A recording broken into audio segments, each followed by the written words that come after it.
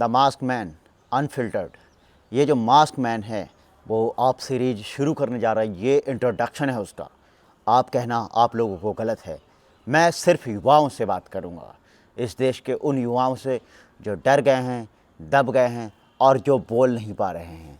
बोल कैसे नहीं पा रहे हैं? वो इतने डरे हुए हैं, ना अपने हक मांग रहे हैं, बस उन्हें चाहिए एक सरकारी नौकरी। एसएससी की ले लो, यूपीएससी की ले लो, वो तो बहुत बड़ी बात है, ले लो। या फिर ले लो कोई छोटी मोटी चपड़ासी या कोई और नौकरी ले लो। तुम नौकरी ढूंढो, तुम्हारे अंदर कितना टैलेंट हो, तुमने इंजीनियरिंग किया हो, तुम साइंटिस्ट बनने की ओर जा रहे थे, तुम्हारे सपने बड़े बड़े थे, लेकिन अंत में तुम एक नौकरी ले लो। तुम नौकरी भरे कहीं हो। ऐसा मैं इसलिए बोल रहा हूँ क्योंकि तुम डरे हुए हो, तुम्हें अपना परिवार पालना है। तुम बोले तो तुम मार दिए जाओगे, तुम्हें बोलने नहीं दिया जाएगा। वैसे तो तुम्हारे पास बहुत सारे राइट्स हैं, अधिकार दिए गए हैं कानूनी तौर पे, संविधान के तौर पे, और भी बहुत तरीके से, लेकिन तुम अगर बोलोगे तो तुम्हें दिक्कत आएगी। और मेरे चैनल का नाम जो है वो मैंने मास्क मैन क्यों रखा? बहुत सोचते होंगे आप लोग कि ये मास्क मैन क्या है। मास्क मैन नाम इसलिए रखा है क्योंकि मैं मास्क लगा के ही बात करूँगा। ये चेहरा तुम्हें कभी भी दिखाई नहीं देगा, तुम मुझे कभी भी नहीं जान पाओगे मैं कौन हूँ। अगर मैं इस चैनल का कोई नाम रखता, उसके पीछे अपना नाम लगाता, तो तुम्हें पता चल जाता मैं हिंदू हूँ, मुसलमान हूँ, सिख हूँ या ईसाई हूँ, और तुम मुझे गाली देते मेरे धर्म के नाम पे। या फिर अगर मैं अपना चेहरा भी दिखा देता तो तुम मुझे गाली देते कि तेरा चेहरा इतना गंदा है, तेरी शक्ल इतनी गंदी है, तो मेरी शक्ल के नाम पे, नस्ल के नाम पे मुझे गाली देते। लेकिन जो मैं बोलता उस पर कभी गौर नहीं करते। इसीलिए मैंने अपने चैनल का नाम द मास्क मैन रख दिया और अपने चेहरे पे ये मास्क ओढ़ दिया। अब तुम्हें मुझे पहचानना बिल्कुल भी आसान नहीं होगा। तुम लोगों की जो ज़िंदगी है, युवाओं की, मैं चाहता हूँ कि वो बदले। तुम लोग देश की आवाज़ बनो, मेरे साथ खड़े हो जाओ, और जो देश में बकवास चल रहा है, हमारे देश की जो विकास लीला है वो रुकी हुई है, वो चंद करप्ट लोगों ने उसे बर्बाद कर रखा है। 99% लोग उस करप्शन का शिकार हैं, 1% लोग उस सिस्टम का पार्ट हैं जो इस देश को लूट रहा है, इस देश को, युवाओं को डरा रहा है। क्योंकि युवाओं को तो कुछ और चाहिए नहीं। सरकार 2000 नौकरियां निकाल देती है और उसके बाद 2000 नौकरियों के पीछे लाखों युवा पड़ जाते हैं। हाँ तो कह रहे बेवकूफ़ हो, थोड़ा सोच भी लिया करो। जिस नौकरी के लिए 20 लाख लोग, 50 लाख लोग अप्लाई कर रहे हैं, 2 लाख नौकरियों के लिए या 2000 नौकरियों के लिए, वो कहाँ तुम्हें मिलेगी? अब मिलेगी तो सिर्फ 2000 को मिलेगी, बाकी क्या करेंगे? अरे आईपीएल आता है तो तुम लोग पागल हो जाते हो। तुम लोगों को क्रिकेट देखना है, क्रिकेट का तुम लोगों पे नशा सवार है। बस साल में एक बार आईपीएल मिल जाए, डाटा थोड़ा सस्ता मिल जाए, राशन तो सरकार दे ही देती है, और जॉब का लुप्पू लालच तो तुम्हें मिल ही जाता है टाइम टाइम पे। इसके अलावा तुम्हें पॉर्न देखने हैं और पॉर्न देख के सेटिस्फाई हो जाना है। शादी तो तुम्हारी होने से ही अच्छी जगह। क्या कहूँ तुम युवाओं को, लड़कों को पर्टिकुलरली, जो अपनी ज़िंदगी में स्ट्रगल कर रहे हैं, मैं यही कहना चाहूँगा कि मेरी वीडियोस देखो, आज से मेरा चैनल ज्वाइन करो, सहयोग करो। बातें ऐसी ऐसी करूँगा जो तुम्हारे दिल पे लग जाएंगी, और दिल पे ऐसे लगेंगी कि तुम कुछ कर जाओगे। और अगर ना हुआ ऐसा तो मैं ये चैनल बंद करके चला जाऊँगा और हमेशा के लिए एक अनजान आदमी बन के रहूँगा तुम्हारे लिए। ना तुम मुझे कभी जान पाओगे, ना तुम मुझे कभी पहचान पाओगे।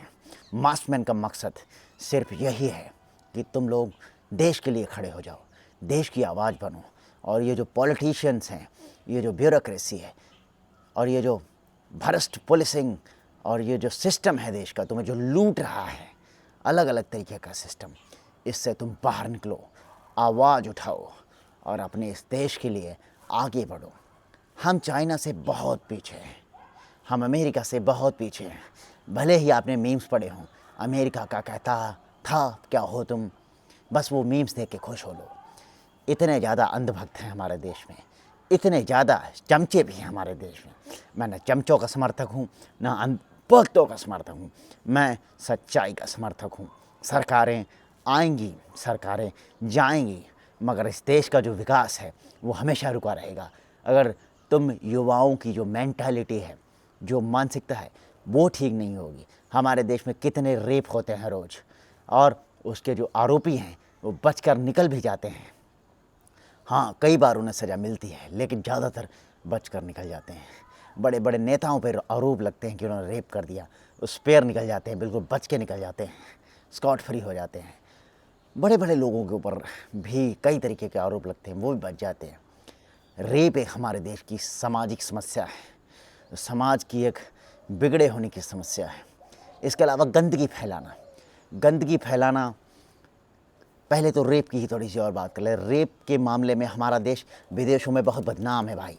मैं विदेशों में भी रहा हूँ, मैंने देखा है कि हमारा देश किस तरीके से, किस लेवल पे बदनाम कर रखा है विदेशी फॉरेनर्स ने, कि यहाँ पे वुमेन और बच्चे सेफ़ नहीं हैं। कुछ हद तक हम सच भी हैं इस मामले में कि हम वाकई में प्रोटेक्शन देने में कामयाब नहीं हैं, क्योंकि इसमें हमारी सोसाइटी की भी तो गलती है, सिर्फ सरकारों की गलती नहीं है भाई लोग। सरकारों की नहीं। तुम BSD के बन के घर बैठे हो, BSD का मतलब समझ जाना, तुम BSD के बन के घर बैठे हो, तुम कभी आवाज़ नहीं उठाते। तुम्हें आवाज़ उठाने के तो तुम्हें लगता है मुझ पर FIR होगी तो मुझे सरकारी नौकरी नहीं मिलेगी। तुम्हें सिर्फ सरकारी नौकरी चाहिए। अरे एक ज़िंदगी मिली है 60-50 साल की, उसमें तुम सरकारी नौकरी बनने आओ।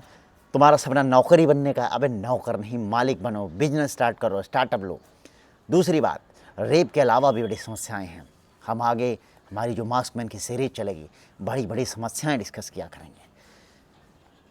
रेप के अलावा हमारे देश में जो दूसरी समस्या है वो है गंदगी फैलाने की। ये सबसे बड़ी, हालांकि उससे हमें और तुम्हें कोई फ़र्क नहीं पड़ता।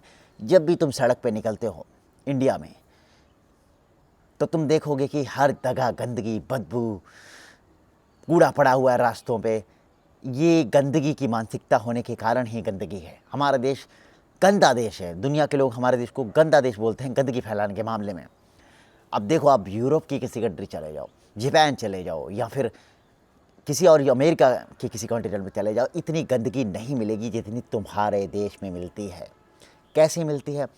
तुम लोग जो कूड़ा होता है उसे कहीं भी डंप कर देते हो। किसी मेमोरियल प्लेस जैसे ताजमहल घूमने गए, चिंगम खाई फेंक दी, पुड़िया खाई थूक दिया, और या फिर ऐसे ही कोल्ड ड्रिंक पी तो उसका जो बचा हुआ है वो फेंक दिया, डिब्बा वगैरह। तो ये तुम्हारी मेंटलिटी है, और मेंटालिटी जो है विदेशों में ऐसी नहीं है।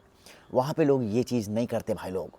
वहाँ पे लोग क्या करते हैं, वहाँ पे रैपर को अपनी जेब में रख लेते हैं, अपने बैग में रख लेते हैं, और फिर कूड़ादान में डाल देते हैं। और हमारे यहाँ कूड़ादान को ही गायब कर दिया जाता है। क्या सोच है भाई लोग तुम लोगों की। मैं तुम लोगों के सत सत नमन करता हूँ। दूसरी प्रॉब्लम मैं मानता हूँ कि हमारे देश की गंदगी है। हम ना अपने मोनूमेंट साफ़ रख पाते हैं, ना ही हम अपने देश को साफ़ रख पाते हैं। हम सिर्फ एक ही चीज़ को साफ़ रख पाते हैं, शायद अपना घर, और वो भी नहीं रख पाते। विदेशी जैसे ही हमारे देश में आते हैं, अभी महिला क्रिकेटर्स आई हैं इंग्लैंड की या ऑस्ट्रेलिया की शायद, तो उन्होंने अपने मुंह झाँक लिए और वो छी छी करती हुई निकली। तो दूसरी बात तो ये होगी, ना हम अपनी घरों को साफ़ रखते हैं, ना अपने आजू बाजू साफ़ रखते हैं, ना हम अपने स्कूलों को साफ़ रखते हैं।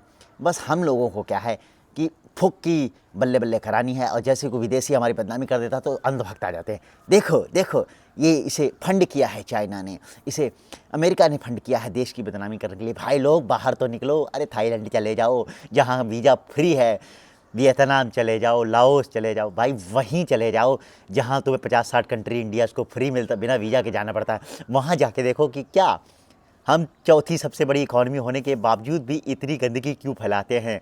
वहाँ पे इतनी सफाई है, सड़कें साफ़ हैं, चकाचक है, हर कंट्री की चकाचक सड़कें हैं, सुंदर लगती हैं। भाई सर्च करके देखो, यूट्यूब पे देखो, कहीं भी देखो, हमारे देश की जो सफाई है वो कहाँ गई है। हम क्यों नहीं साफ़ कर पा रहे अपने आप को भाई लोग। दूसरे देशों की सड़कें, ये सब इतना साफ़ है। हम अपनी मेंटालिटी चेंज करेंगे तभी ये चीज़ें होंगी।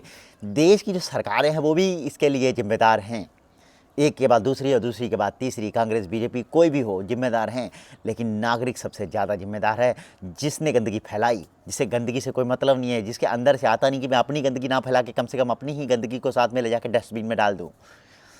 तो ये चीज़ सबसे गंदी है। तीसरी चीज़ जो हमारे देश की सबसे बड़ी है, जो हमारे देश को विकास नहीं करने दे रही, भ्रष्टाचार। भ्रष्टाचार एक कीड़ा है, इतना गंदा कीड़ा जो घुस चुका है जड़ों में।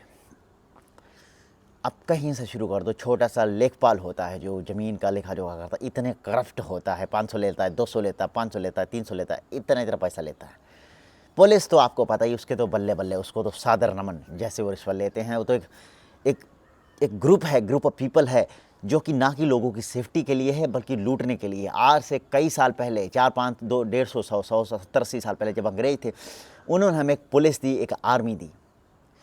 आर्मी को उन्होंने लॉयल बनाया, जो आज भी देश के लिए लॉयल है, देश की सरहदों पे लड़ती है, उसको सल्यूट है। लेकिन जो पुलिस है वो उन्होंने करप्ट बनाई, उन्होंने अपने फ़ायदे के लिए बनाई। वही पुलिस, वही ब्यूरोक्रेसी, और ब्यूरोक्रेसी भी पुलिस के अलावा जो एडमिनिस्ट्रेशन है वो भी वैसे ही पैसे खाता है पूरा का पूरा। उसमें IAS हो गए, उसमें PCS हो गए, उसमें छोटे छोटे अधिकारी हो गए, रेवेन्यू डिपार्टमेंट, कोई भी जो ब्यूरोक्रेसी में आता है, जो पुलिस में आता है, इतना करप्शन उनका नॉर्म है। करप्शन होना ही होना है। अब कुछ भी पास कराओ, नक्शा पास कराओ, कुछ भी काम करा लो, छोटा या बड़ा, पैसा देना ही पड़ेगा, पैसा देना ही पड़ेगा भाई लोग। पैसे देना बिना दिए बिना बचोगे नहीं। तो करप्शन हमारे देश का इतना गंदा कीड़ा है कि कानूनी तो अपराध है लेकिन खुलेआम होता है, किसी को कुछ नहीं होता, सब स्कॉट फ्री निकल जाते हैं करप्शन करने के बाद। अंधाधुंध पैसा लेते हैं, कोई DSP पकड़ जाता है पैसा लेते हुए, कोई DIG पकड़ रहा है, आजकल तो बड़े बड़े लोग पकड़ रहे हैं। लेकिन उनका होना क्या है, जज पकड़ जाता है इतना इतना रिश्वत लेते हुए। जज के घर में करोड़ों नोटों की गड्डियाँ निकलती हैं लेकिन कुछ नहीं होता भाई लोग। नेताओं के घर में CBI रेड मारती है, इतना पैसा निकल आता है लेकिन उनका भी कुछ नहीं होता, वो भी बाद में छूट जाते हैं पैसा ही देके। पैसे की वजह से पकड़ते हैं, पैसा ही देके छूट जाते हैं भाई लोग। तो दुख की बात है कि करप्शन तीसरी बड़ी सबसे समस्या है। चौथी जो मेरे ख्याल से जो सबसे बड़ी समस्या है, जो चौथी समस्या है वो भी बहुत एक विकट समस्या है, वो है क्रिकेट। हालांकि क्रिकेट गेम है, लेकिन आप कहोगे समस्या नहीं है तो गेम है। गेम नहीं है भाई, ये गेम खेला जा रहा है।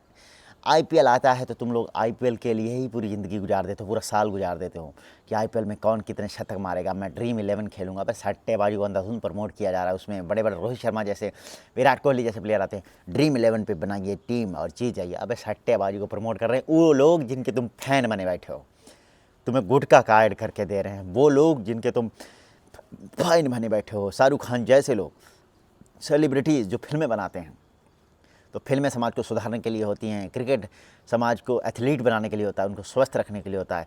लेकिन दोनों ही गुटखा, पान और सट्टेबाजी प्रमोट कर रहे हैं भाई लोग। तुम लोगों को वहाँ भी चूतिया बनाया जा रहा है, चूना लगाया जा रहा है। अरे भाई लोग सुधर जाओ, सुधर जाओ। मैं नहीं कहता कि तुम लोग गलत हो, तुम लोगों की मानसिकता गलत कर दी गई है जो सोशल मीडिया है इसके द्वारा। ये है हमारी चौथी सबसे बड़ी। और पांचवा जो समस्या है वो है सोशल मीडिया।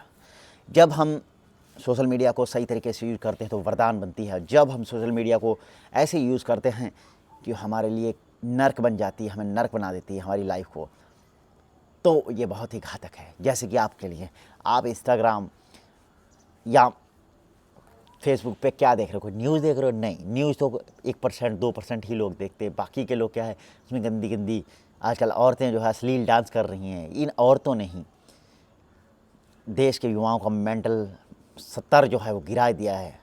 इन भड़ुई को तो मारना चाहिए, पीटना चाहिए इनको। सरकार को इनको पुलिस में मतलब मेरा कहना है इनको जेल में डाल देना चाहिए। सरकार को एक्शन लेना चाहिए। ये देश के बच्चों की, युवाओं की मानसिकता को भ्रष्ट करे दे रही हैं ऐसी ऐसी वीडियो डाल के। ये भारत की पांचवी सबसे बड़ी समस्या है कि ये सोशल मीडिया सही तरीके से यूज ना होकर गलत तरीके से यूज हो रहा है। चाइना ने अपना सोशल मीडिया खोल रखा है, उसका ना उसके यूट्यूब चलता है ना उसके फेसबुक चलता। क्यों? क्योंकि उसने सही चीज़ें प्रमोट करनी है, अपने देश को वाकई विकास होना। हालांकि वो एक तानाशाही मानी जाती है चाइना, वहाँ पे कोई सरकार नहीं, डेमोक्रेसी नहीं है। हम काहे की डेमोक्रेसी लिए घूम रहे हैं अगर हमारी डेमोक्रेसी हमारे देश का विकास नहीं करा पा रही। और छठी सबसे बड़ी समस्या मुझे भारत की जो लोकतांत्रिक प्रणाली है वही लगती है। लोकतांत्रिक प्रणाली में क्या होता है कि समझदार लोग वोट देके एक समझदार व्यक्ति को अपना रिप्रेजेंटेटिव बना देते हैं, अपना नेता बना देते हैं जो देश का विकास करता है। लेकिन हमारे देश में क्या है कि जो वोट देने वाले लोग हैं वही समझदार नहीं, वो अनपढ़ हैं बेचारे। 70-80% तो अभी भी इलिटरेट बैठा है। वो 70-80%, 30% बचे हुए लोगों कहाँ चले गए? 30% जो पढ़े लिखे लोग हैं वोट ही नहीं देते। वो कहते हैं मेरी वोट से कुछ पड़ेगा नहीं फ़र्क, क्योंकि 70% बेवकूफ़ लोग जिनको सोशल मीडिया या मैनिपुलेट कर दिया गया है उसके द्वारा कि तुम्हारा धर्म खतरे में है, तुम्हारी जात खतरे में है, तुम्हें मार दिया जाएगा, तुम्हें ये कर दिया जाएगा, तुम्हें वो कर दिया। ऐसे लोग देश के लिए वोट देते हैं जो इतनी आसानी से बरगलाए जा सकते हैं, बेवकूफ़ बनाए जा सकते हैं।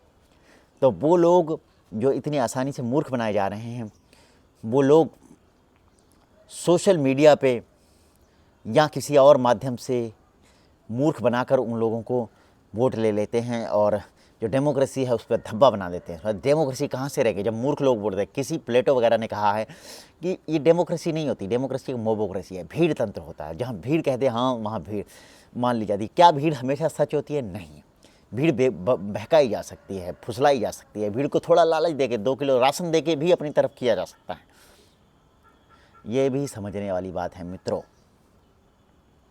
ये हमारे देश की डेमोक्रेसी छठी सबसे बड़ी समस्या है, क्योंकि डेमोक्रेसी में वोटिंग सिस्टम बिल्कुल भी फेयर नहीं है, नीट नहीं है।